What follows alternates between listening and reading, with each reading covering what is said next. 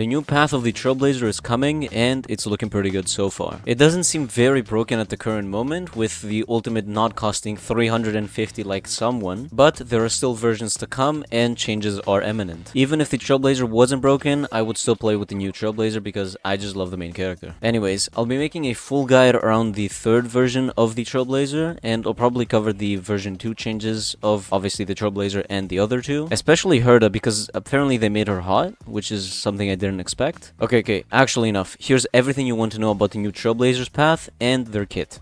Now, for the basic attack, we actually have a very unique basic attack for this. For the Trailblazer skill, summons the Mem summon and charges the summon by 10%. I'll be explaining this charge mechanic that the summon has along the way, and heals the summon for 30% of his HP if it is already summoned. The talent sets Mem's speed at 130, and their HP will equal 50% of the Remembrance Trailblazer's max HP plus 400 flat. And the second thing that the talent does is every 6 energy regenerated by the allies in total, Mem will gain 1% charge, with charge of course stacking to 100%. For the technique, it creates a 10-second field, with enemies in the field getting time stopped. As for the combat aspect, enemies affected by the time stop status take true damage equal to a percentage of the Trailblazer's attack, and their action gets delayed by 50%. And for the ultimate, a very simple one at that, it costs 150 energy, which is actually very good compared to Aglaea, sitting at a very huge 350 energy, but thankfully she is another beast we will be talking about in a later video. Anyways, the summon gets summoned again or heals if it is already on the field, and it's granted 20% charge. Along with all of that, it enables Mem to deal ice damage to all enemies, and I gotta say, from what I saw, the damage isn't actually that bad. But when you read the ultimate and what it doesn't seem that big. Moving on to the summons kit, because apparently they have a kit as well.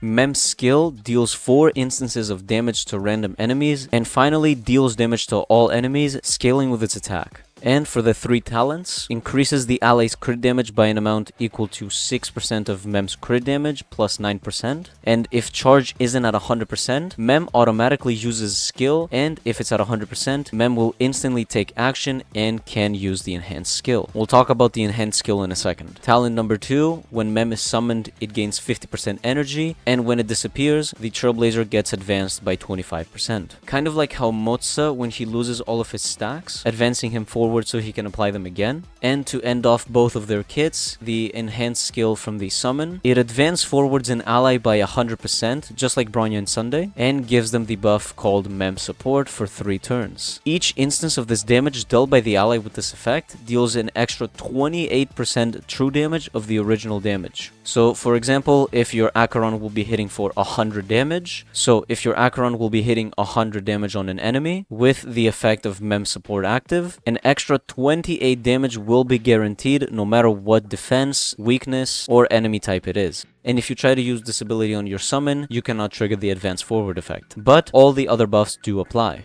And now we're moving on to the traces, starting obviously with the small ones. The Remembrance Trailblazer gains 37% crit damage, 14% attack, and 14% HP. What you can get from these stats is basically you can go a little bit more into the crit rate with your build, as well as potentially getting an ice damage bonus ball, since you already have some innate attack. And obviously the HP is helping with the summon's HP being healed all the time. Now moving to the bigger traces, thankfully they're not that bad, they're actually pretty small and easy to read. For trace 1, when the battle starts, the Trailblazer gets advanced by 30%, and once Mem is on the field, Mem gains 35% charge. On top of all of the other things we have mentioned, Mem should currently be at 85% charge when you summon it for the first time. For the second trace, when you use Mem's skill to attack, Mem gains 5% charge, and for the final trace, if the ally with the Mem Support effect goes over 80 energy, every 10 energy after that increases the true damage multiplier dealt via Mem Support by 1.5 up to 24%. So this will be really good with any erudition character like Argenti, Herta, or Aglaea with her 350 ult charge. What this means is basically if you buff Argenti, Aglaea, or Jade for example, the true damage will be increased by a big amount compared to someone like Aventurine for example. And finally for the Eidolons, E1, allies with the Mem Support buff gain 10% crit rate, For E2, when Mem's Ice-type teammates take action, Mem gains 3% energy, stacking up to 3 times per turn, meaning 9% charge max at 1 turn. And this effect will reset after the next Mem turn. This obviously encourages any Ice-type unit to be played alongside the Remembrance Trailblazer, so if you do play Jingliu, for example, or you're gonna play one of the Hertas, this is gonna be a huge buff for the Remembrance Trailblazer. E4, when allies at 0 energy use an ability, Mem gains an additional 3% charge, and the true damage multiplier dealt by the ally through Mem's support buff increases by 6%. And finally, the most simple of them all,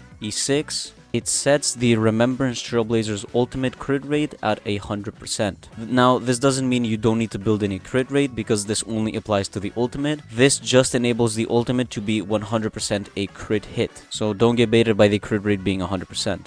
I gotta say, if it wasn't for Aglaea, I would be definitely the most hyped about the Trailblazer path. Summon types have always been one of my favorite classes, especially in Terraria. Even though it is the hardest class, it is still one of the most fun, and I just love the aspect of a summon. But for now, I think they have set a very good standard for what the summon meta will be, and obviously what units will lead that meta. Thanks for watching. I'll be making videos on their updated changes and kits, as well as a video on all of the new light cones and who they could potentially be very good for. Thanks again, and see ya.